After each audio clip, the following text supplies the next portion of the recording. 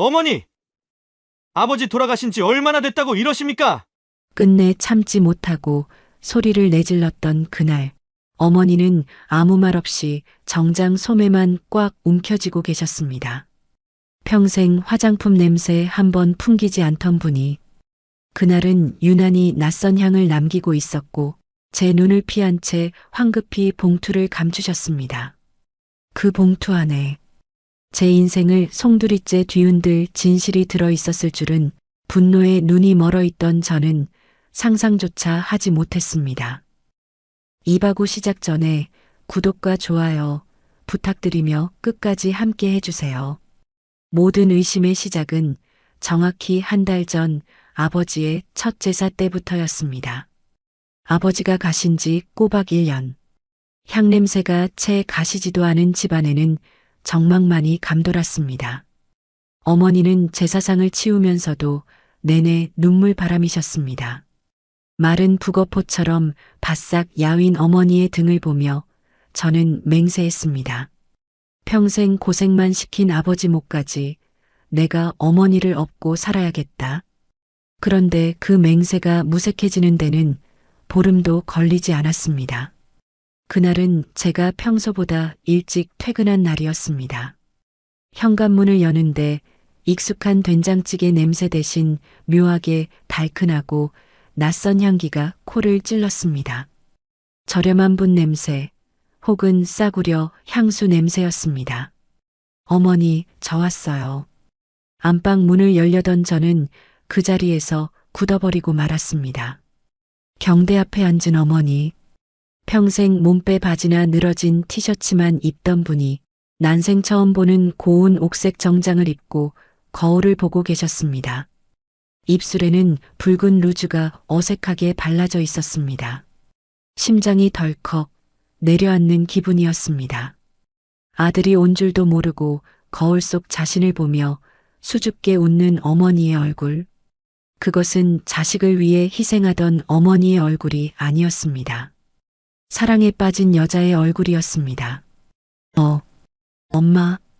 제 인기척에 어머니는 소스라치게 놀라며 급히 루즈를 손등으로 닦아내셨습니다. 마치 죄를 짓다 들킨 사람처럼 당황한 기색이 역력했습니다. 아, 아들 왔냐? 밥은?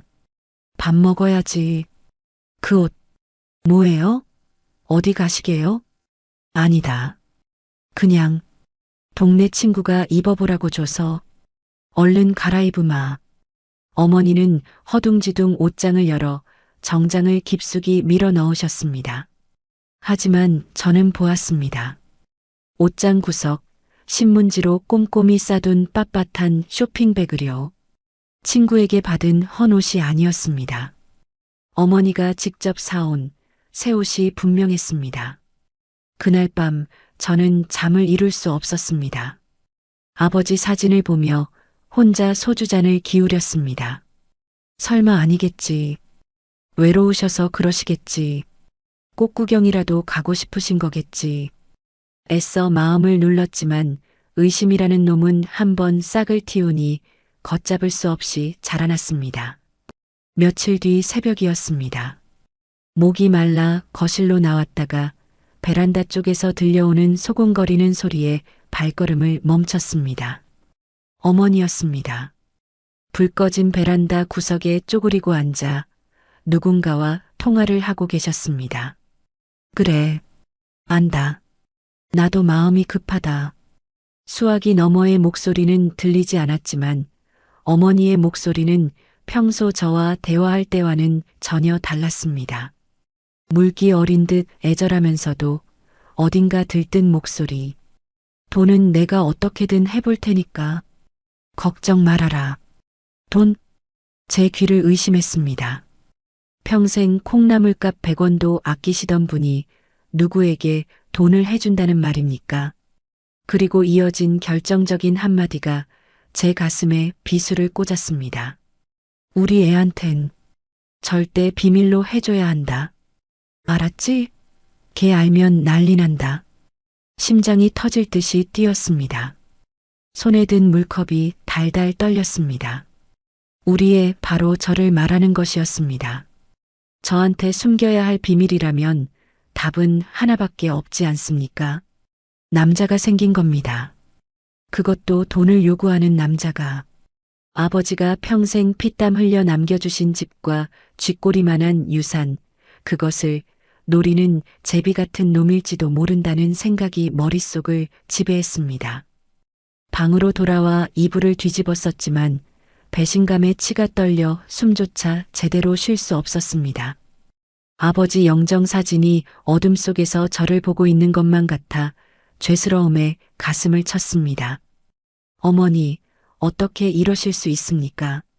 아버지가 눈도 못 감고 구천을 떠돌고 계실 텐데. 그날 이후 집안 공기는 살얼음판처럼 변했습니다. 저는 말수가 줄었고 어머니는 제 눈치를 보며 밖으로 도는 시간이 늘어났습니다.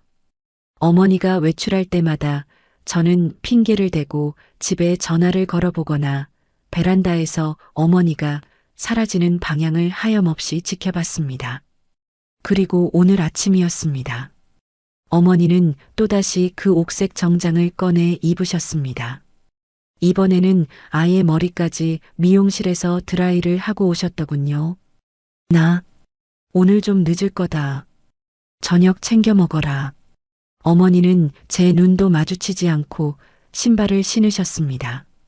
그 손에는 평소 시장 갈 때 들던 장바구니가 아니라 장롱 깊숙한 곳에 있던 가죽 핸드백이 들려 있었습니다. 핸드백 틈으로 삐져나온 두툼한 흰 봉투가 제 눈에 들어왔습니다. 직감했습니다. 저게 바로 그 돈이구나. 어디 가시는데요? 제 목소리가 낮게 깔렸습니다. 그냥 경로당 친구들이랑 바람 좀 쐬러. 거짓말. 경로당 가는데 누가 저렇게 차려입고 돈 봉투를 챙깁니까?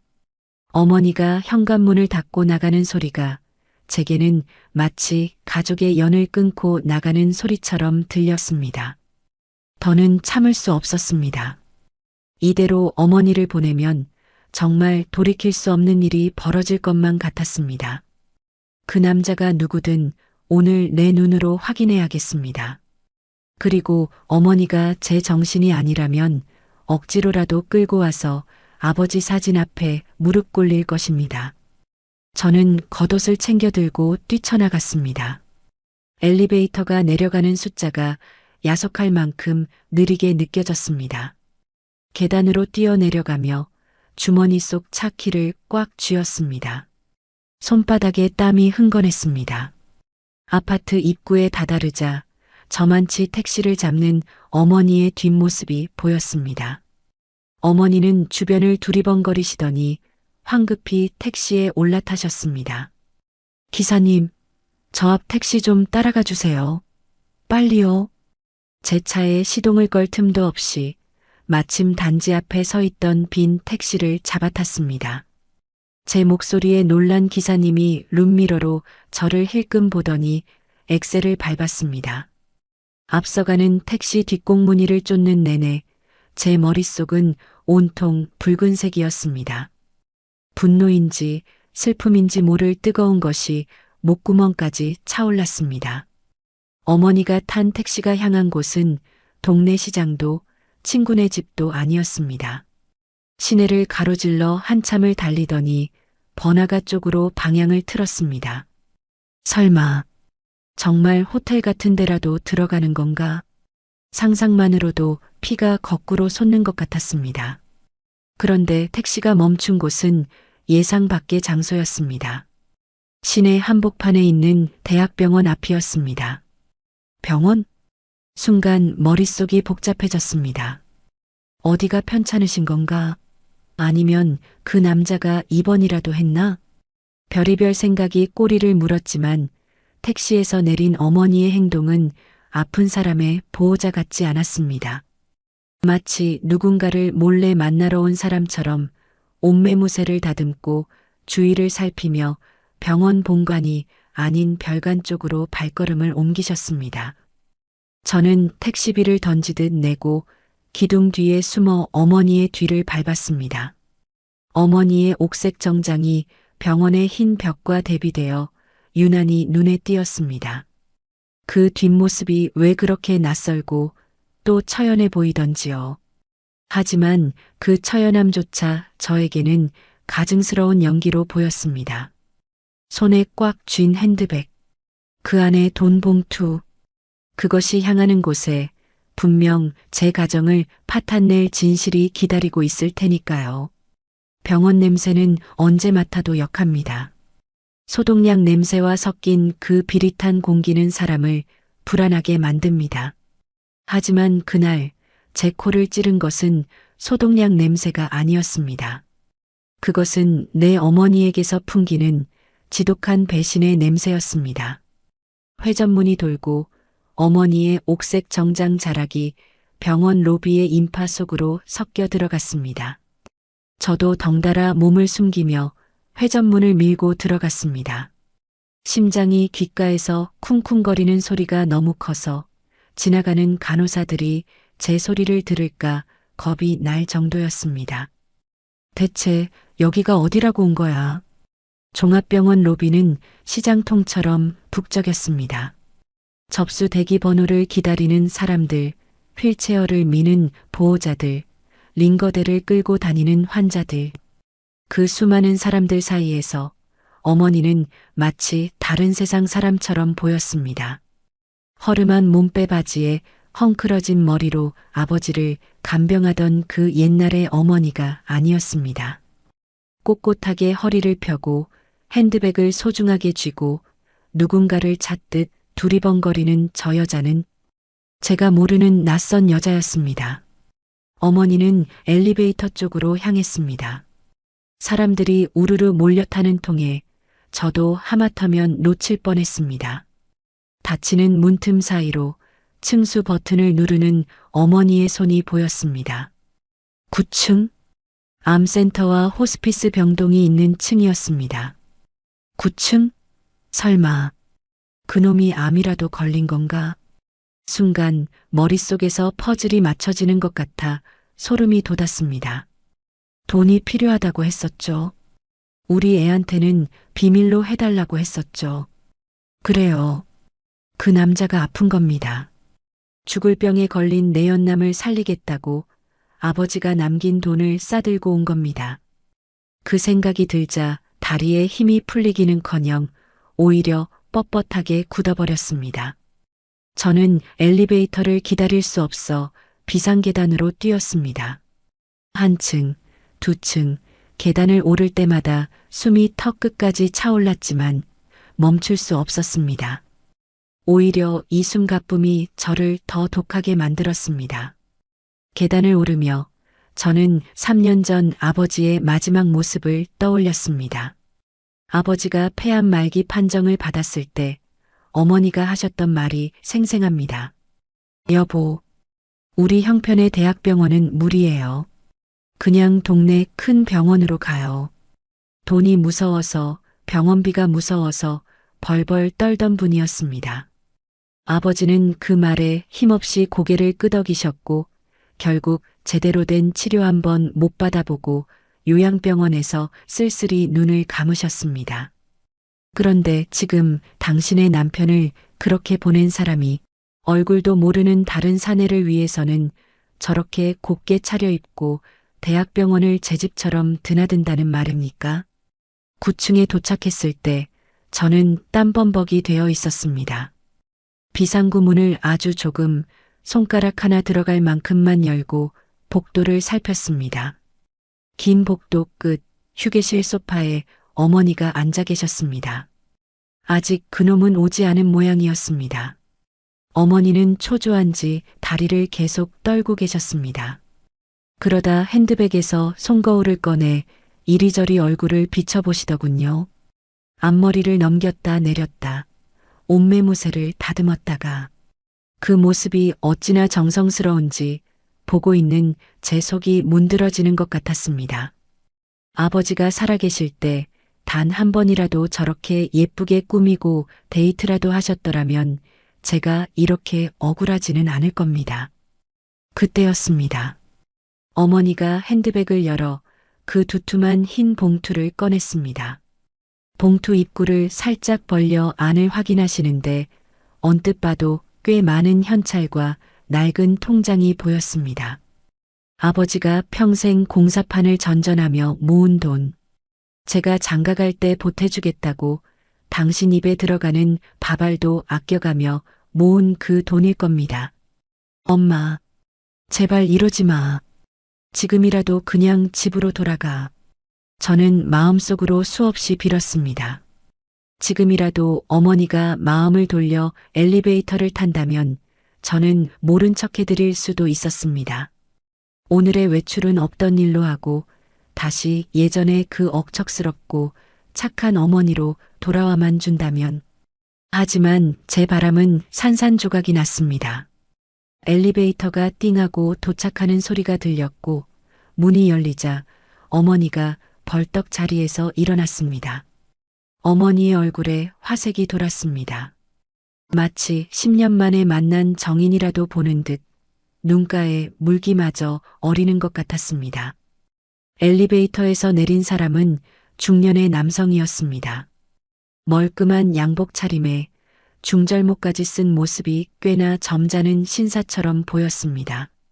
하지만 제 눈에는 그저 늙은 제비 아니면 사기꾼으로밖에 보이지 않았습니다. 왔어요? 어머니가 그 남자에게 다가가 고개를 숙였습니다. 그 공손한 태도, 그리고 그 남자가 어머니의 어깨를 툭툭 치며 위로하듯 건네는 손길. 그것은 하루 이틀 알고 지낸 사이가 아니라는 증거였습니다. 제가 모르는 시간 동안 두 사람은 얼마나 많은 미래를 즐겼을까요? 아버지가 병상에 누워 계실 때도, 아니면 아버지가 돌아가시자마자 남자가 주위를 두리번거리더니 어머니를 데리고 복도 구석, 사람들의 눈이 잘 닿지 않는 비상구 쪽으로 이끌었습니다. 바로 제가 숨어 있는 그 비상구 쪽으로 말입니다. 저는 황급히 위층으로 이어지는 계단참으로 몸을 숨겼습니다. 철문 하나를 사이에 두고 어머니와 그 남자의 목소리가 들려왔습니다. 봉투를 다시 가져오셨습니까? 남자의 목소리는 낮고 묵직했습니다. 제 예상이 맞았습니다. 첫 마디부터 돈 이야기라니. 네, 여기요. 어머니의 떨리는 목소리. 그리고 부스럭거리는 봉투 소리. 그 소리가 제 고막을 찢는 것 같았습니다. 피가 거꾸로 솟는다는 말이 무슨 뜻인지 저는 그 순간 뼈저리게 느꼈습니다. 제 손은 이미 차가운 철제 난간을 부서져라 움켜쥐고 있었습니다. 이성이 끊어지는 소리가 귓가에 윙윙거렸습니다. 더 이상은 참을 수 없었습니다. 저 돈이 넘어가면 끝입니다. 아버지의 피땀이, 어머니의 정절이, 우리 가족의 명예가 저 낯선 남자의 주머니로 들어가는 꼴을 저는 두고 볼 수 없었습니다. 용서 못해. 절대로 용서 못해. 저는 숨을 크게 들이마셨습니다. 그리고 닫혀있던 비상구 문을 있는 힘껏 발로 걷어찼습니다. 쾅! 육중한 철문이 벽에 부딪히며 천둥 같은 소리를 냈습니다. 복도 구석에서 은밀한 거래를 하던 두 사람의 시선이 동시에 저에게 꽂혔습니다. 어머니의 눈이 휘둥그레졌고 남자는 당황한 듯 봉투를 쥔 손을 뒤로 감췄습니다. 그 비겁한 행동이 제 분노에 기름을 부었습니다. 당신들, 지금 뭐 하는 짓이야? 짐승의 울음 같은 제 목소리가 병원 복도를 찢어 놓았습니다. 지나가던 사람들의 발걸음이 일제히 멈췄고 웅성거리는 소리가 환청처럼 귓전을 때렸습니다. 하지만 제 눈에는 오직 두 사람만 보였습니다. 사색이 된 어머니와 봉투를 뒤로 감추며 당황한 기색이 역력한 그 중년 남자. 아, 아들아. 내가 여길 어떻게 해. 어머니는 귀신이라도 본 사람처럼 파랗게 질려 한 걸음 뒷걸음질을 쳤습니다. 그 곱게 차려입은 옥색 정장 위로 제 시선이 꽂힐 때마다 저는 구역질이 날 것 같았습니다. 평생 자식과 남편밖에 모르던 여자가 낯선 사내 앞에서 저렇게 부끄러운 표정을 짓다니요.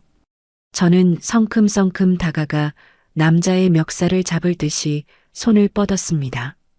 당신 누구야? 우리 어머니한테 무슨 짓을 한 거냐고. 이복의 젊은이. 흥분하지 말고 내 말 좀 들어보게나. 여긴 병원일세.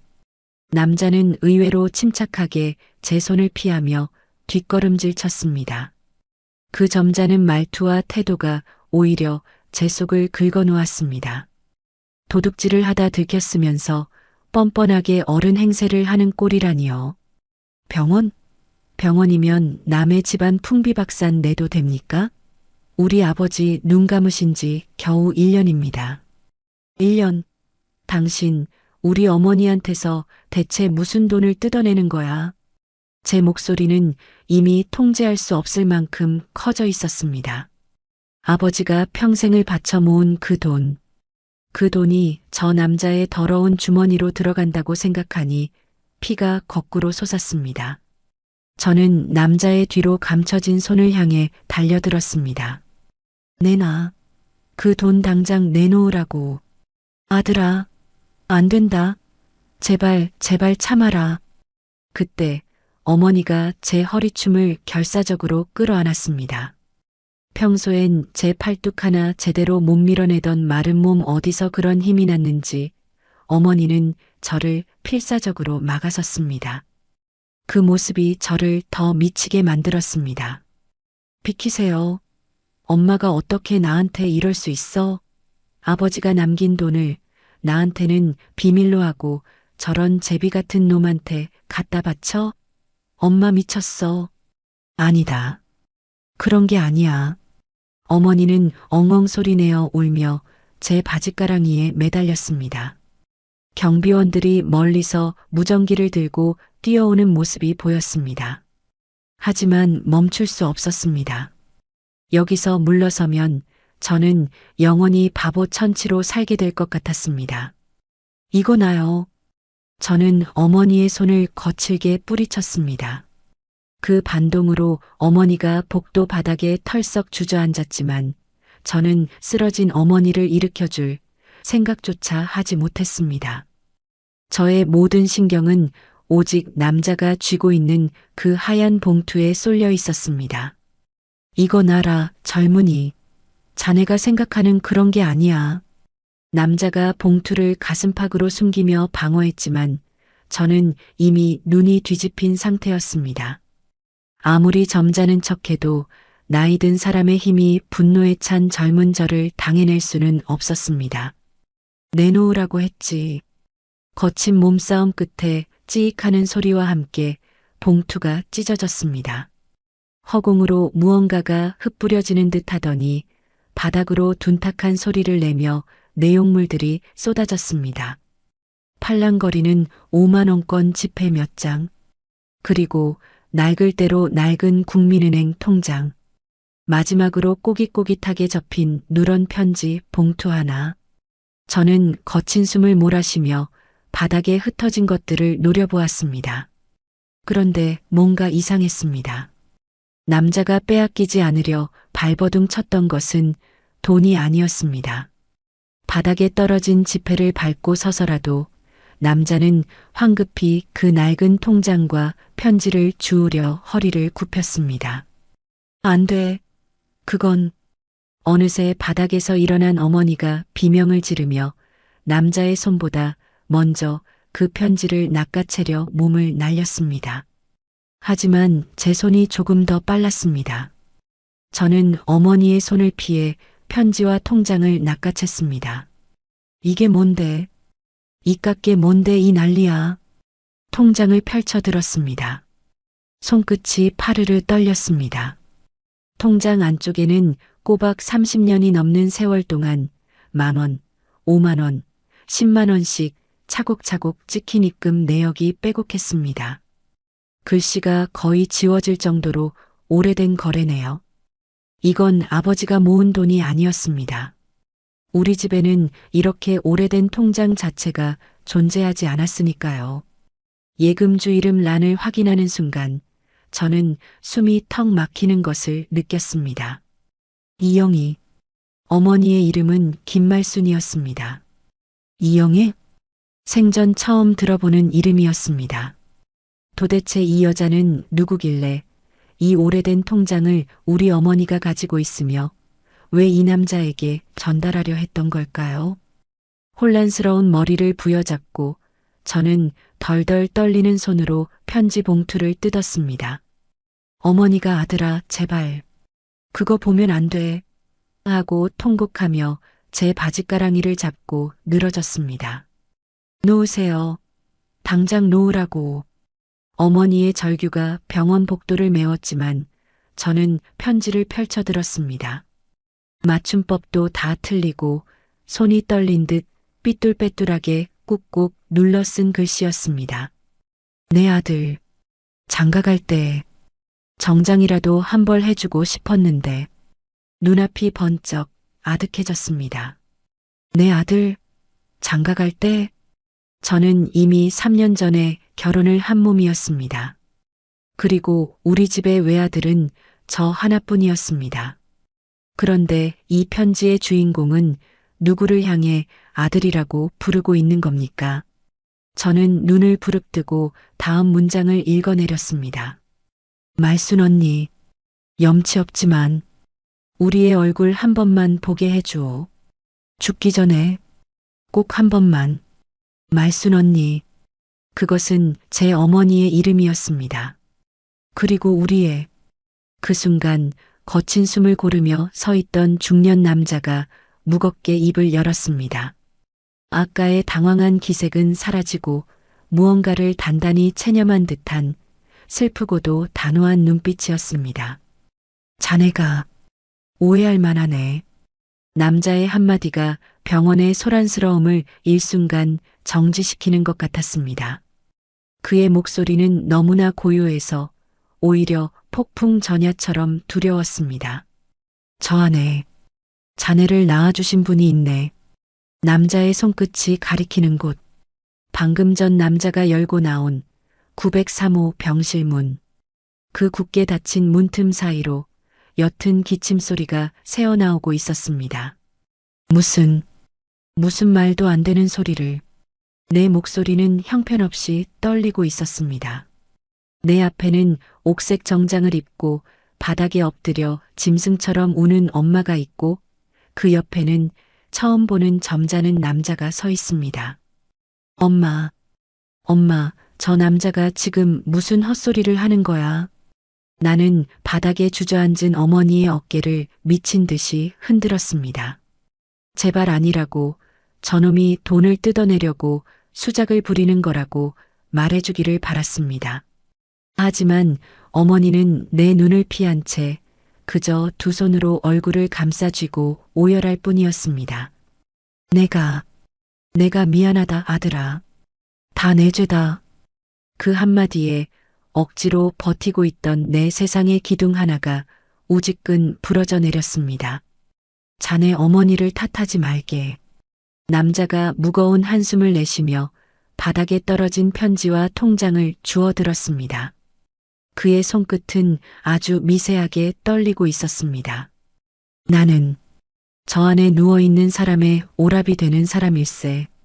자네한테는 외삼촌이 되는 셈이지. 외삼촌? 평생 친척 하나 없이 아버지와 어머니 그리고 나. 세 식구가 세상의 전부인 줄 알고 살아온 내게 갑자기 외삼촌이라니요. 저기 903호. 영희가 자네를 낳은 사람일세. 내 누이 동생이지.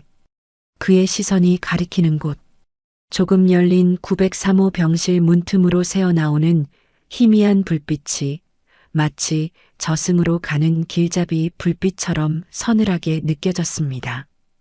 나는 귀신에 홀린 사람처럼 비틀거리며 그 문을 향해 걸어갔습니다. 어머니가 아들아 안 돼. 아직은 안 돼. 하며 내 바짓가랑이를 잡았지만 나는 그 손을 뿌리쳤습니다. 덜컥 병실 문을 밀어젖혔을 때 코를 찌르는 강렬한 약품 냄새와 피비린내 비슷한 것이 훅 끼쳐왔습니다. 6인실 병실의 가장 구석 자리, 커튼이 반쯤 처진 침대 위에 사람이 있었습니다. 아니, 사람의 형상을 한 뼈대라고 해야 맞을 겁니다. 산소호흡기를 입에 물고 가쁜 숨을 몰아쉬는 여자. 머리카락은 다 빠져 하얀 비닐을 쓰고 있었고 뺨은 움푹 파여 해골 같았습니다. 그녀의 앙상한 팔에는 굵은 주삿바늘이 여러 개 꽂혀 있었습니다. 누구? 그녀가 다친 눈꺼풀을 힘겹게 들어올리며 중얼거렸습니다. 그 목소리는 바스러지는 낙엽 소리 같았습니다. 나는 그 자리에 못 박힌 듯 서서 그녀의 얼굴을 멍하니 내려다보았습니다. 나와 닮은 구석이라고는 그 푹 꺼진 눈매 어딘가에 남아있는 희미한 흔적뿐이었습니다. 영희야. 내 뒤를 따라 들어온 남자가 침대 곁으로 다가가 그녀의 앙상한 손을 잡았습니다.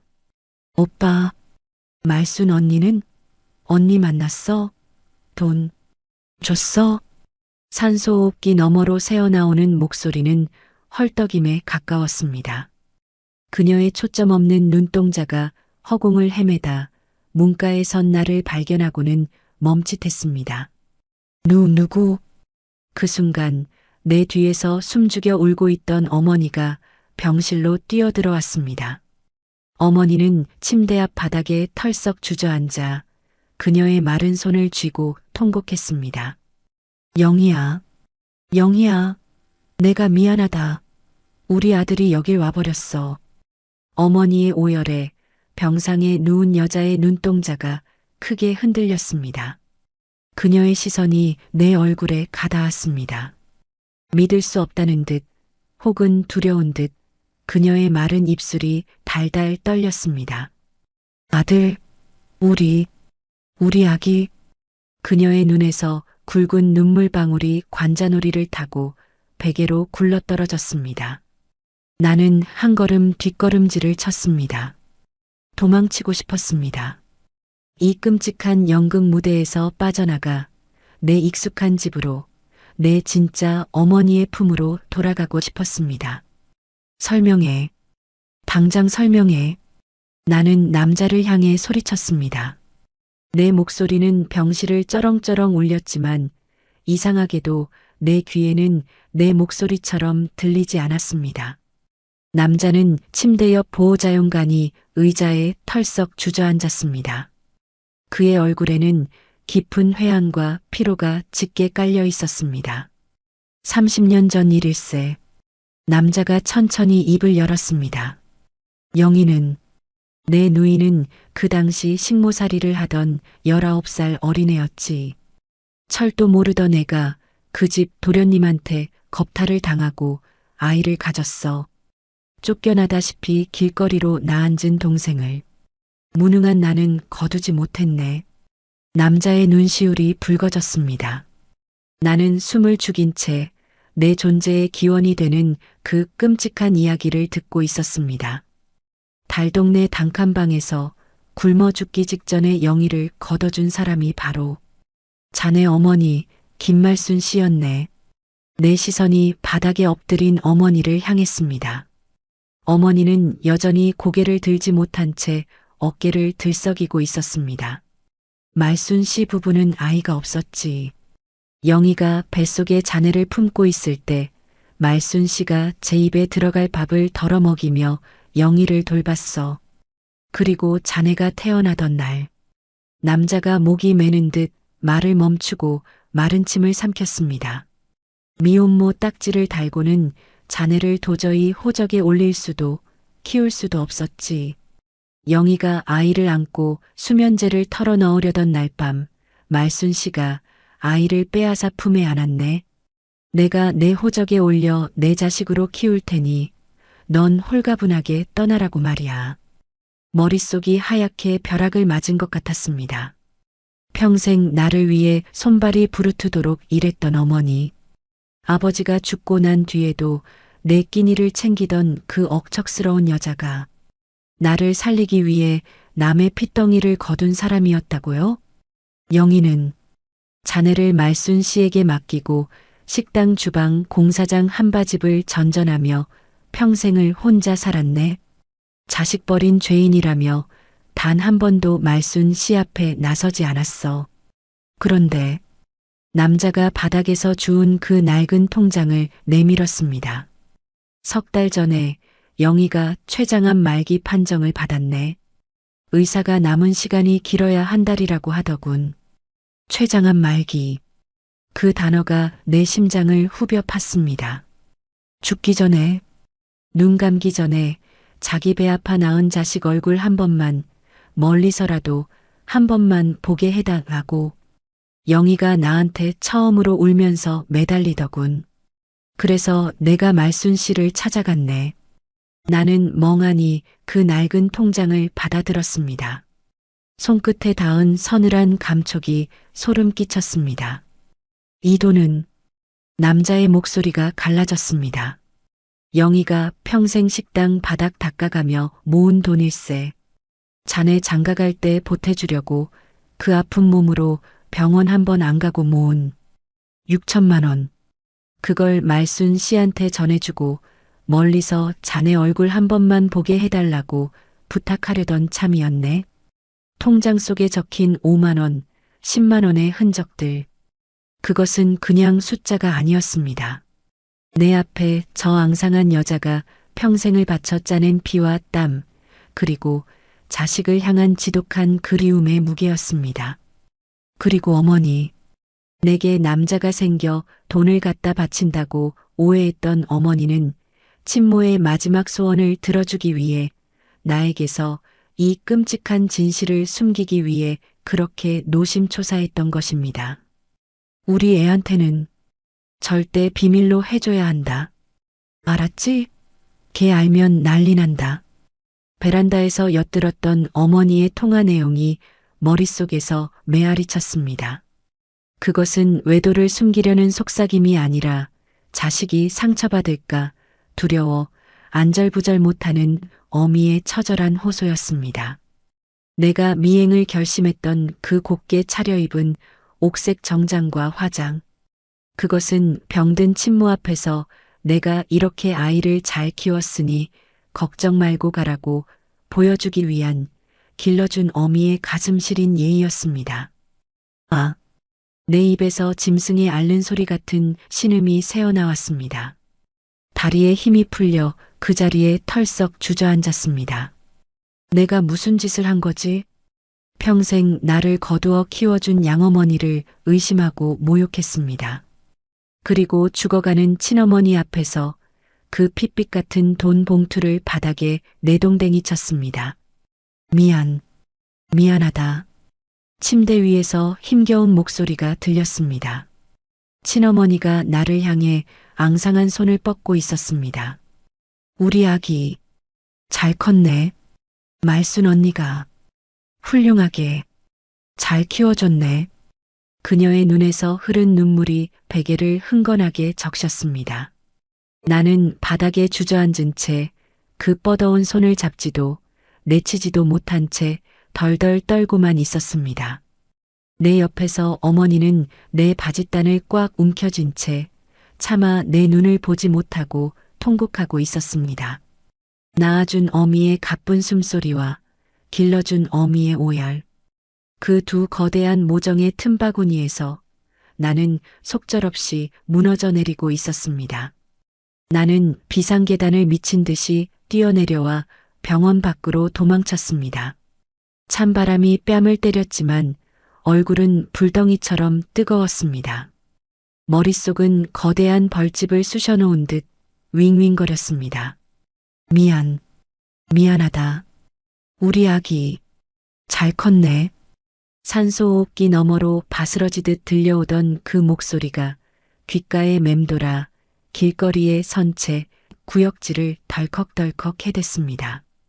지나가는 사람들이 미친놈 보듯 나를 쳐다봤지만 상관없었습니다. 나는 정말로 미쳐버린 것 같았으니까요. 30년 전 19 미혼모. 내 자식으로 호적에 올릴 테니 넌 떠나라. 췌장암 말기, 남은 시간 한 달. 외삼촌이라는 남자의 말들이 날카로운 파편이 되어 심장을 난도질했습니다. 도대체 내 삶은 어디서부터 거짓이고 어디까지가 진짜란 말입니까? 나를 안고 젖을 물리며 키워준 사람, 열병에 걸렸을 때 밤새 업고 뛰었던 사람, 내 등록금을 대느라 파출부 일로 손가락 마디가 굵어진 사람, 그 김말순이라는 여자가 내 친어머니가 아니라고요? 어떻게 집까지 걸어왔는지 기억나지 않습니다. 현관문을 열자 익숙한 된장 냄새, 낡은 장판 냄새가 훅 끼쳐왔습니다. 텅 빈 거실에는 정정만이 무겁게 가라앉아 있었습니다. 아버지의 영정 사진이 오늘따라 나를 무섭게 노려보는 것 같았습니다. 나는 신발도 벗지 않은 채 홀리듯 어머니의 안방으로 들어갔습니다. 어제까지만 해도 더러운 불륜의 현장이라며 혐오스럽게 쳐다봤던 그 방. 경대 위에는 어머니가 서툴게 바르다 만 붉은 루즈가 뒹굴고 있었습니다. 나는 그 싸구려 화장품을 집어들었습니다. 손끝이 파르르 떨렸습니다. 어머니가 제 정신이 아니라면 억지로라도 끌고 와서 아버지 사진 앞에 무릎 꿇릴 것입니다. 불과 몇 시간 전 내가 품었던 그 끔찍한 오해가 비수가 되어 내 가슴을 찔렀습니다. 어머니는 남자를 만나러 가기 위해 꾸민 게 아니었습니다. 병든 동생, 아니 친모인 이영애 씨를 만나기 위해서였습니다. 자신이 거둔 핏덩이가 이렇게 버젓한 청년으로 이렇게 번듯하게 잘 자랐다는 것을 그 불쌍한 여자에게 말해주고 싶었을 겁니다. 내가 이만큼 아이를 잘 키웠으니 걱정 말고 가라고 길러준 어미로서 마지막 예의를 갖추기 위해 평생 안 입던 정장을 사고 입술을 발랐던 것입니다. 경대 서랍을 무작정 열었습니다. 어머니가 신문지로 꼼꼼히 싸두었던 그 옥색 정장의 빈 쇼핑백이 보였습니다. 쇼핑백 바닥에서 바스락거리는 종이 한 장이 떨어졌습니다. 옷을 산 영수증이었습니다. 그런데 영수증 뒷면에 내게 너무도 익숙한 굵은 글씨체가 보였습니다. 말순아, 우리 아들 훌륭하게 키워줘서 고맙소. 나중에 그 사람 만나러 갈 일 생기면 꼬질꼬질하게 가지 말고 꼭 예쁘게 입고 가시오. 흉 잡히지 않게. 아버지의 글씨였습니다. 숨이 턱 막혔습니다. 아버지 역시 모든 진실을 알고 계셨던 겁니다. 자기 핏줄도 아닌 아이를 거두어 키우는 아내를 탓하지 않고 오히려 그 비밀을 죽는 날까지 가슴에 품고 무덤까지 안고 가셨던 겁니다. 그리고 아내가 언젠가 겪게 될 그 슬픈 만남을 예견하고 쌈짓돈을 몰래 남겨두셨던 모양입니다. 아, 짐승 같은 통곡이 터져 나왔습니다. 나는 영수증을 가슴에 품고 방바닥에 엎드려 울었습니다. 바보같이, 천치같이. 나는 그것도 모르고 어머니가 아버지를 배신했다며 그깟 낡은 통장을 빼앗겠다고 병원 복도에서 어머니를 바닥에 내동댕이 쳤습니다. 얼마나 울었을까. 창밖이 어둑어둑해졌을 때쯤 현관문 열리는 소리가 들렸습니다. 아들아. 불 꺼진 거실에 기진맥진한 어머니가 서 있었습니다. 옥색 정장은 구겨지고 흙먼지가 묻어 있었고 화장은 눈물에 지워져 엉망이었습니다. 어머니는 신발도 벗지 못한 채 현관에 주저앉아 있었습니다. 나는 방에서 뛰쳐나갔습니다. 어머니는 내 얼굴을 보자마자 바닥에 엎드리며 두 손을 싹싹 비비기 시작했습니다. 내가 죽일년이다. 내가 죄인이야. 우리 아들 평생 모르게 하려고 했는데 내가 모자라서 그 불쌍한 것 소원 하나 들어주려다 우리 아들 가슴에 대못을 박았어. 날 욕해라. 이 못난 어미를 쳐 죽여라. 어머니의 쉰 목소리가 거실 바닥을 울렸습니다. 나는 어머니 앞에 무릎을 꿇었습니다. 그리고 그 거칠고 굵어진 두 손을 덥석 잡았습니다. 어머니, 엄마. 내가 엄마라고 부르자 어머니의 어깨가 크게 움찔했습니다. 엄마가 왜 죄인이야? 내가 죄인이지. 엄마가 날 버렸으면 난 진작에 길바닥에서 죽었을 텐데. 남의 자식 걷어서 뼈 빠지게 고생하게 한 게 난데. 아니다. 아니야. 어머니가 내 입을 틀어막았습니다. 그녀의 눈에 피눈물 같은 붉은 핏발이 서 있었습니다. 넌 내 새끼다. 내 배로 낳진 않았어도 내 젖이 안 나와 밤새 맹물 끓여 먹이며 밤을 새웠어도 넌 하늘이 두 쪽 나도 내 새끼야. 내 아버지가 그렇게 예뻐했고 내가 그렇게 품어 키웠어. 누가 뭐래도 그깟 핏줄이 무슨 소용이냐. 내 속으로 낳은 자식보다 더 귀한 내 새끼다. 어머니는 나를 끌어안고 통곡했습니다. 나도 어머니의 굽은 등을 껴안고 어린아이처럼 엉엉 울었습니다. 나를 향해 쏟아지는 이 거대한 사랑의 무게를 나는 감히 짐작조차 할 수 없었습니다. 그 사람, 불쌍한 사람이다, 아들아. 한참을 울던 어머니가 내 어깨를 다독이며 젖은 목소리로 말했습니다. 19살에 널 낳고 평생을 죄인처럼 살았어. 식당 바닥 닦으면서도 혹시라도 너한테 해가 갈까봐 멀리서 지켜보지도 못했어. 그 돈, 6천만 원. 그거 모으겠다고 제 몸뚱이 다 망가지는 줄도 모르고 미련하게. 어머니는 말을 잇지 못하고 다시 흑흑 흐느꼈습니다. 내가 널 안 뺏었으면 차라리 지 새끼 키우면서 억척스럽게라도 살았을지 모르는데. 내가 이기적이라서 널 뺏어왔어. 그래서 그 사람이 저렇게 된 것 같아서 내가 천벌을 받으려니야. 아니에요, 엄마. 그런 말 마요. 나는 눈물을 닦으며 어머니의 얼굴을 똑바로 보았습니다. 엄마가 나 살린 거예요.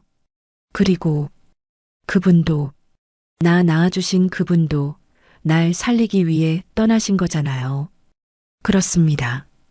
친어머니는 나에게 짐이 되지 않기 위해 평생을 숨어 살았고, 길러준 어머니는 내게 완벽한 세상을 만들어주기 위해 평생을 헌신했습니다. 나는 버려진 아이가 아니었습니다. 세상 그 누구보다 두 어머니의 치열한 사랑과 희생을 양분 삼아 자라난 가장 축복받은 아이였습니다. 엄마, 나는 굳게 결심한 듯 떨리는 목소리로 말했습니다. 내일 병원에 가요. 같이 가요, 엄마. 어머니의 눈이 커졌습니다. 가서 그분한테 낳아주셔서 고맙다고. 그리고 우리 엄마가 이렇게 잘 키워주셨으니까 안심하고 눈 감으시라고. 내가 말씀드릴게요. 어머니는 왈칵 눈물을 쏟으며 내 가슴에 얼굴을 묻었습니다. 아이고, 내 새끼. 장하다. 내 새끼. 고맙다. 밤은 깊어가고 아버지가 남긴 낡은 벽시계의 초침 소리만이 우리 모자의 통곡 사이로 째깍거리고 있었습니다. 내일이면 나는 다시 그 903호 병실의 문을 열어야 합니다. 그리고 이번에는 도망치지 않고 내 삶의 두 근원 앞에 당당히 설 것입니다. 다음 날 아침 공기는 어제보다 더 차가웠습니다. 하지만 내 가슴속 불길은 밤새 한숨도 자지 못한 탓인지 아니면 어제 쏟아낸 눈물 탓인지 잔잔하게 식어 있었습니다. 밤새 울다 지쳐 거실 소파에 쓰러져 잠든 어머니를 깨웠습니다. 어머니의 눈두덩은 퉁퉁 부어 있었고 얼굴에는 피로와 근심이 가득했지만 나를 보는 눈빛만큼은 어느 때보다 따뜻했습니다. 엄마 가요. 내 짧은 한마디에 어머니는 아무 말 없이 고개를 끄덕이고는 어제 흙먼지가 묻은 옥색 정장을 말끔하게 털어 다시 입으셨습니다. 그리고 아버지가 남긴 그 영수증을 핸드백 깊숙이 챙겨 넣으셨습니다. 다시 찾은 시내 대학병원. 엘리베이터를 타고 9층으로 올라가는 내내 우리는 단 한마디도 나누지 않았습니다. 하지만 어머니가 내 손을 꽉 쥐고 계셨고 그 투박하고 따뜻한 체온이 나를 지탱해주고 있었습니다. 어제 내가 이성을 잃고 발로 걷어찼던 그 비상구 철문 앞을 지나 903호 병실 앞에 섰습니다. 병실 문틈으로 간호사들이 분주하게 움직이는 모습이 보였습니다. 심장이 덜컥 내려앉았습니다. 혹시 간밤에 무슨 일이라도. 내가 문을 열기도 전에 안에서 먼저 문이 열리며 외삼촌이 수척한 얼굴로 나왔습니다. 그는 나와 어머니를 번갈아 보더니 깊은 안도의 한숨을 내쉬었습니다. 어서 들어오세요. 영희가. 간밤에 숨이 몇 번이나 넘어갔는지 모릅니다. 외삼촌의 말에 어머니가 헉하고 숨을 들이켜며 병실 안으로 뛰어들어갔습니다. 나도 그 뒤를 따랐습니다. 어제 보았던 그 해골 같은 여인. 친어머니는 산소호흡기 대신 얇은 콧줄에 의지한 채 초점 없는 눈으로 허공을 응시하고 있었습니다. 그녀의 앙상한 가슴이 힘겹게 오르내릴 때마다 쌕쌕거리는 쇳소리가 났습니다. 영희야, 영희야, 정신 좀 차려봐라. 우리 아들 왔다. 내 새끼 왔다. 어머니가 침대 곁에 무릎을 꿇고 그녀의 깡마른 손을 부여잡았습니다. 친어머니의 감긴 눈꺼풀이 미세하게 떨리더니 천천히 눈을 떴습니다. 탁하게 흐려진 동공이 이리저리 흔들리다 마침내 침대 발치에 선 내게 멈췄습니다. 아! 그녀의 마른 입술 사이로 바람 새는 듯한 소리가 흘러나왔습니다. 나는 어제처럼 도망치지 않았습니다. 대신 천천히 걸음을 옮겨 두 어머니가 맞잡고 있는 그 손 위로 내 손을 포겠습니다. 차갑고 거칠었습니다. 내 손을 키워준 어머니의 굳은 살과는 또 다른 평생 험한 물 만지며 살아온 여자의 얼음장 같은 손이었습니다. 저 왔어요. 내 목소리가 병실 안의 무거운 공기를 갈랐습니다. 우리 아기. 친어머니의 눈가에서 주르륵 굵은 눈물이 흘러내려 베개를 적셨습니다. 그녀는 남은 힘을 다해 내 손을 꽉 쥐려 했지만 그 악력은 갓난아이의 잼잼보다도 약했습니다. 나는 어제 병원 복도에 내동댕이 쳤던 그 낡은 통장과 편지 봉투를 품속에서 꺼냈습니다. 외삼촌이 밤새 챙겨두었던 것을 아침에 건네받은 터였습니다. 나는 그 낡은 통장을 친어머니의 손에 꼭 쥐어주었습니다. 이거 받으세요. 내 말에 친어머니가 고개를 저었습니다. 아니야. 그건 내 거야. 우리 아기. 장가갈 때 보태주려고. 엄마가, 이 못난 애미가. 그녀의 가쁜 숨소리에 섞인 그 애미라는 단어가 내 가슴의 둑을 무너뜨렸습니다. 알아요. 알아요, 어머니. 내가 처음으로 내뱉은 그 단어. 어머니. 나를 낳아준 여자, 이영희. 그녀의 두 눈이 화들짝 커지더니 짐승의 앓는 소리 같은 오열을 터뜨렸습니다. 아이고, 아이고, 내 새끼. 하늘이시여, 이제 죽어도 여한이 없습니다. 그녀는 내 손에 쥐인 통장을 더듬더듬 매만졌습니다. 그 통장, 그냥 모은 거 아니다. 그녀의 목소리가 끊어질 듯 이어졌습니다. 외삼촌이 곁에서 조용히 거들었습니다. 영희가, 자네 유치원 들어갈 때, 초등학교 입학할 때, 중학교, 고등학교 졸업할 때, 멀리서 교문 밖에서 지켜보면서 그날 일당을 다 털어넣은 돈일세. 자네 생일날 자네가 상 받았다는 소문 들은 날. 그렇게 30년을 하루같이 모은 돈이야. 망치로 뒤통수를 얻어맞은 것 같았습니다. 나는 통장을 다시 펼쳐보았습니다. 1995년 3월 2일. 입금 5만 원. 초등학교 입학하던 날. 2001년 2월 14일. 입금 10만 원. 중학교 졸업식 날. 2006년 11월 16일. 입금 10만 원. 수능 치던 날. 숫자 옆에 흐릿하게 찍힌 날짜들.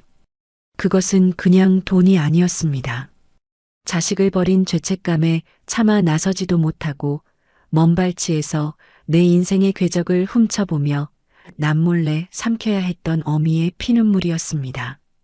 엄마, 엄마. 나는 친어머니의 마른 가슴에 얼굴을 묻고 짐승처럼 울부짖었습니다. 왜 그렇게 바보같이 살았어요? 한 번이라도 안아보지. 한 번이라도 손잡아보지. 그깟 호적이 뭐라고, 그깟 미혼모 딱지가 뭐라고 평생을 그렇게 식당 바닥에서 늙어갔어요. 내 절규의 친어머니는 뼈만 남은 손으로 내 머리를 쓰다듬었습니다. 그 손길은 깃털처럼 가벼웠지만 내 영혼의 가장 깊은 곳까지 닿는 듯 했습니다. 안 돼. 우리 아기 때 묻으면 안 돼. 훌륭한 말순 언니 밑에서 반듯하게 커야지. 그래야 우리 아기가 무시 안 당해. 그녀의 쇳소리 섞인 목소리에 곁에 있던 양모가 바닥에 엎드려 통곡했습니다. 영희야, 내가 죄인이다. 내가 식당 바닥에서 남의 밥그릇 닦을 때 나는 내 새끼 안고 따뜻한 밥 먹었어. 내가 천벌을 받으려니야. 차라리 나를 욕해라, 영희야. 양모의 절절한 참회에 친모는 힘겹게 고개를 저으며 양모의 손을 맞잡았습니다. 언니, 아니야. 언니가 내 생명의 은인이야. 우리 아기, 이렇게 장성한 사내로 키워줘서 정말 고마워. 두 어머니, 한 사람은 피를 나누어 준 죄로 평생을 숨어 살았고 다른 한 사람은 남의 피를 거둔 죄로 평생을 노심초사하며 희생했습니다. 이 좁고 서늘한 903호 병실 안에서 30년간 엉켜있던 두 여자의 지독한 운명의 매듭이 비로소 풀리고 있었습니다. 나는 고개를 들어 두 어머니의 손을 내 큰 손으로 겹쳐쥐었습니다. 두 분 다 제 어머니예요. 나를 낳아주신 어머니, 나를 길러주신 어머니. 내 말에 친어머니의 입가에 희미한 미소가 번졌습니다. 마치 평생 짊어졌던 무거운 십자가를 내려놓은 듯한 한없이 평온하고 아름다운 얼굴이었습니다. 이제 됐어. 그녀가 허공을 향해 조용히 중얼거렸습니다. 우리 아기 냄새 맡았고, 손도 잡아봤고, 어미 소리도 들었으니, 이제 정말 가벼운 마음으로 갈 수 있겠어. 그 순간 친어머니의 눈이 스르르 감기며 호흡이 거칠어졌습니다. 심박수를 알리는 기계음이 불규칙하게 요동치기 시작했습니다. 영희야, 눈 떠봐, 영희야. 외삼촌이 기겁하며 의사를 부르러 뛰쳐나갔고 양모는 사색이 되어 친모의 몸을 흔들었습니다. 선생님, 의사 선생님.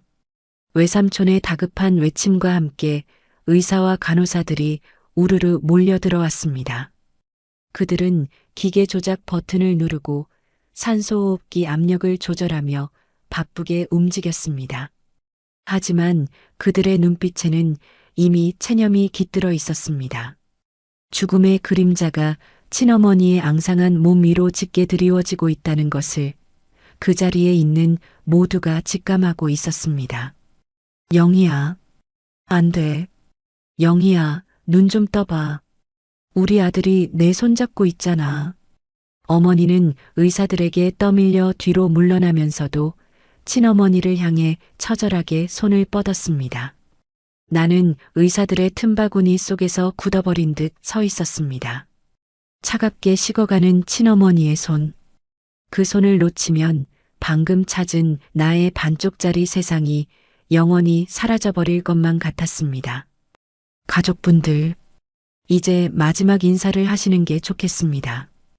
담당 의사의 낮고 무거운 목소리가 떨어졌습니다. 그 순간 병실 안의 시간이 멈춘 것 같았습니다. 오직 기계음만이 그녀의 남은 시간을 초 단위로 깎아내고 있었습니다. 나는 떨리는 무릎을 애써 펴고 친어머니의 침상 곁으로 바짝 다가갔습니다. 그녀의 눈은 반쯤 감겨 있었고 호흡은 잦아들고 있었습니다. 더 이상 내 목소리가 들리지 않을지도 모른다는 두려움이 엄습했습니다. 안 돼. 이대로 보낼 순 없어. 나는 주머니 속에서 어제 병원 복도에서 찢어졌던 그 낡은 편지 봉투를 꺼냈습니다. 어제는 제대로 읽어보지도 못하고 분노에 차 바닥에 던져버렸던 그녀의 일생이 담긴 그 편지. 어머니. 나는 친어머니의 귀 가까이에 입을 댔습니다. 내 목소리가 떨려 제대로 나오지 않았지만 억지로 침을 삼키며 목청을 다듬었습니다. 어머니가 쓰신 이 편지, 제가 지금 읽어드릴게요. 들리시죠? 어머니 목소리 대신 제가 제 목소리로 읽을게요. 친어머니의 감긴 눈꺼풀이 미세하게 파르르 떨렸습니다. 듣고 계신 겁니다. 나는 조심스럽게 세상에서 가장 귀한 보물을 다루듯 편지지를 펼쳤습니다. 눈물이 시야를 가려 글씨가 번져 보였지만 나는 한자 한자 또박또박 소리 내어 읽기 시작했습니다. 내 아들, 장가갈 때 정장이라도 한 벌 해주고 싶었는데 어미가 못나서 평생 식당 바닥이나 닦다 보니 줄 게 이것밖에 없구나. 내 목소리가 병실의 정적을 갈랐습니다. 양어머니는 두 손으로 입을 틀어막은 채 오열했고 외삼촌은 창밖으로 고개를 돌렸습니다. 말순 언니, 염치 없지만 우리의 얼굴 한 번만 보게 해주오. 죽기 전에 꼭 한 번만 내 새끼가 어떻게 컸는지 그 잘생긴 얼굴 한 번만 눈에 담고 갈 수 있게 해주오. 편지지를 쥔 내 손이 격하게 떨렸습니다. 삐뚤빼뚤한 글씨체, 배우지 못한 여자의 서툰 맞춤법. 하지만 그 투박한 글자들 사이에는 30년 동안 꾹꾹 눌러 참았던 피 맺힌 그리움이 활화산처럼 끓어오르고 있었습니다. 나는 목이 메어 잠시 숨을 고른 뒤 다음 문장을 이어갔습니다. 아들아, 넌 모르겠지만 어미는 널 매일 보고 살았다. 내가 말순 언니 손잡고 초등학교 입학하던 날 노란 우산 쓰고 가던 내 뒷모습, 중학교 교복 입고 늠름하게 걸어가던 모습. 어미는 그 식당 뒷골목에서 다 지켜봤어. 널 품에 안아보지 못한 건 내 평생의 한이지만 내가 그 훌륭한 언니 밑에서 구김살 없이 커준 것만으로도 난 매일매일 하늘에 감사했다. 눈물이 후두둑 떨어져 편지지 위로 번졌습니다. 아, 어머니. 어머니는 늘 제 곁에 계셨군요. 내가 넘어져 무릎이 깨졌을 때, 내가 상장을 받아들고 활짝 웃었을 때, 그 모든 순간 보이지 않는 곳에서 숨죽여 울고 웃으며 내 삶의 궤적을 쫓고 계셨군요. 그리고 마지막 문장. 그 문장에 내 심장이 덜컥 내려앉았습니다. 그리고 형부, 우리 아들 사진 몰래 가져다 주셔서 고맙습니다. 이 사진, 내 부적처럼 평생 가슴에 품고 다녔소. 형부, 바로 우리 아버지였습니다. 나는 편지 봉투 안쪽을 황급히 뒤집어 보았습니다. 봉투 안에서 작고 낡은 흑백 사진 한 장이 툭 떨어졌습니다. 내 100일 사진이었습니다. 그리고 뒷면에는 내 돌사진, 유치원 재롱잔치 사진, 아버지가 몰래 이 친어머니에게 내 커가는 모습을 전해주고 계셨던 겁니다. 길러준 아내의 헌신을 지켜주면서도 핏덩이를 포기해야 했던 한 여자의 끊어질 듯한 숨통을 그 사진 몇 장으로 이어주고 계셨던 겁니다. 아버지, 내 입에서 짐승 같은 탄식이 터져 나왔습니다. 친어머니는 내가 내던진 그 낡은 통장과 더불어 아버지가 전해준 내 사진들을 평생의 부적처럼 품고 식당 바닥을 닦으며 살아왔던 겁니다. 어머니, 듣고 계세요? 나는 편지와 사진을 친어머니의 앙상한 손에 꼭 쥐어주었습니다. 그리고 그녀의 얼굴에 내 볼을 비볐습니다. 서늘했던 그녀의 뺨이 아주 잠깐 미세하게 따뜻해지는 것을 느꼈습니다. 제가 다 기억할게요. 어머니가 제 뒤에서 평생 흘리신 눈물, 어머니가 제 생일마다 10,000원, 50,000원씩 모아주신 그 피 같은 돈, 그리고 우리 아버지, 엄마가 저를 위해 평생 짊어진 그 무거운 비밀. 제가 평생 잊지 않고 다 갚으며 살게요. 내 절규에 가까운 맹세가 병실을 울렸습니다. 그 순간이었습니다. 아들아, 친어머니의 입술이 아주 희미하게 바람처럼 달싹였습니다. 그녀의 눈꺼풀이 천천히 열리더니 마지막 남은 생명의 불꽃을 모두 태워내듯 맑아진 눈동자가 나를 향했습니다. 우리 아기, 내 새끼, 고맙다. 그녀의 입가에 옅은 미소가 번졌습니다. 평생의 죄책감과 한 그 모든 짐을 내려놓은 세상에서 가장 평온한 얼굴이었습니다. 영희야, 영희야. 양모가 울부짖으며 그녀의 몸을 끌어안았습니다. 친어머니의 시선이 나와 양모를 번갈아 바라보더니 마침내 허공 어딘가로 멈추었습니다. 이제 됐어. 그녀의 고개가 힘없이 옆으로 툭 떨어졌습니다. 그리고 삐. 기계의 단조로운 긴 파열음이 그녀의 마지막을 선언했습니다. 어머니, 안 돼. 어머니. 나는 그녀의 차가워진 손을 움켜쥐고 목 놓아 울었습니다. 나를 낳아준 여자, 내 존재의 시작. 그녀를 만난 지 불과 이틀. 그녀의 진심을 알게 된 지 불과 하루. 신은 내게 너무나도 짧은 시간만을 허락하고 그녀를 거두어 가셨습니다. 병실 바닥에 엎드린 어머니도 짐승처럼 오열하며 내 어깨를 끌어안았습니다. 나도 어머니를 꽉 끌어안았습니다. 두 사람의 뜨거운 눈물이 섞여 흘렀습니다. 엄마, 이제 우리 둘밖에 없어요. 내가 엄마 지킬게요. 돌아가신 어머니 목까지, 우리 아버지 목까지. 내가 평생 엄마 없고 살게요. 나는 양모의 젖은 등을 쓸어내리며 다짐하고 또 다짐했습니다. 나를 낳아준 친어머니의 거룩한 죽음 앞에서 나를 길러준 어머니와의 지독한 사랑의 매듭은 오히려 더 단단해지고 있었습니다. 검은 상복의 무게는 생각보다 무거웠습니다. 아버지를 보낸 지 겨우 1년 만에 저는 다시 상주의 완장을 차고 향냄새 가득한 빈소에 앉아 있습니다. 영정 사진 속의 여인, 수척하고 앙상했던 병상의 얼굴 대신 외삼촌이 찾아온 20살 무렵의 앳된 이영애 씨가 서글프게 웃고 있었습니다. 저를 낳기 전 세상의 모진 풍파를 겪기 전에 그 눈부신 청춘, 그 어여쁜 소녀가 평생 식당 바닥에서 허리를 숙이며 늙어가는 동안 저는 참으로 따뜻하고 안전한 요람 속에서 자랐습니다.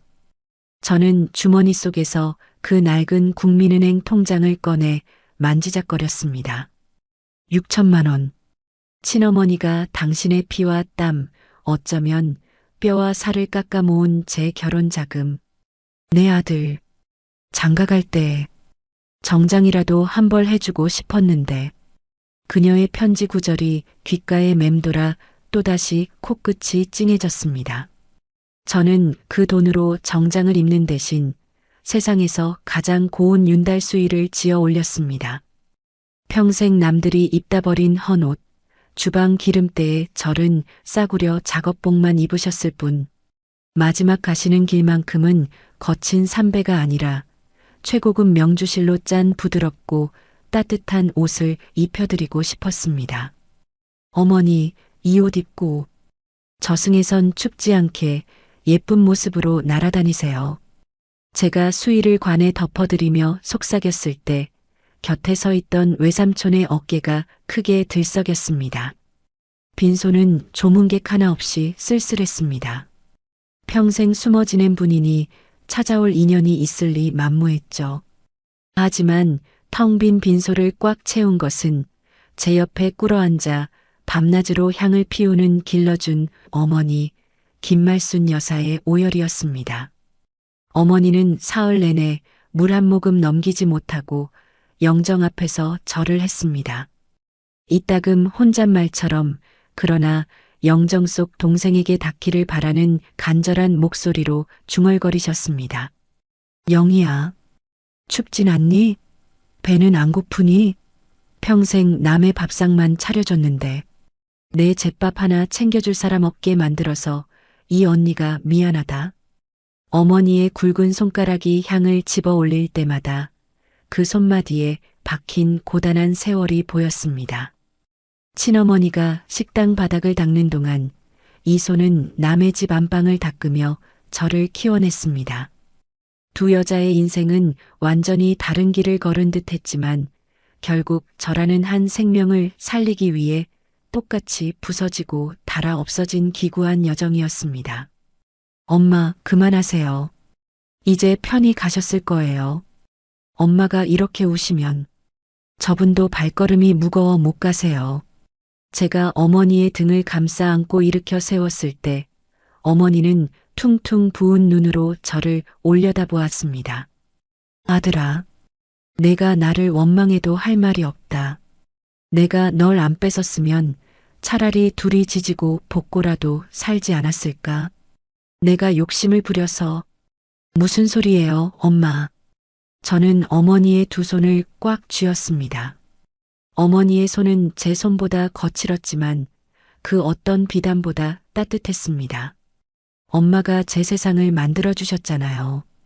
그리고 저분도 저를 버린 게 아니라 엄마한테 저를 맡기고 평생 지켜주신 거예요. 두 분 다 저한테는 은인이고 구원이에요. 그러니까 엄마 제발 자책하지 마세요. 그게 저분을 가장 슬프게 하는 일이에요. 제 말에 어머니는 제 가슴팍에 얼굴을 묻고 소리 없이 흐느꼈습니다. 저는 어머니의 등을 쓰다듬으며 영정 사진 속의 친어머니를 바라보았습니다. 사진 속 그녀가 맞아. 내 말이 맞아라고 속삭이며 웃어주는 것 같았습니다. 납골 땅에 유골함을 안치하던 날, 하늘은 눈이 시리도록 푸르고 맑았습니다. 작은 유리암 안에는 유골함과 함께 낡은 통장, 그리고 아버지가 몰래 전해주셨다던 제 어릴 적 사진들이 나란히 놓였습니다. 그리고 어머니가 손수 적어 넣은 작은 쪽지 하나가 곁들여졌습니다. 내 동생 영희야.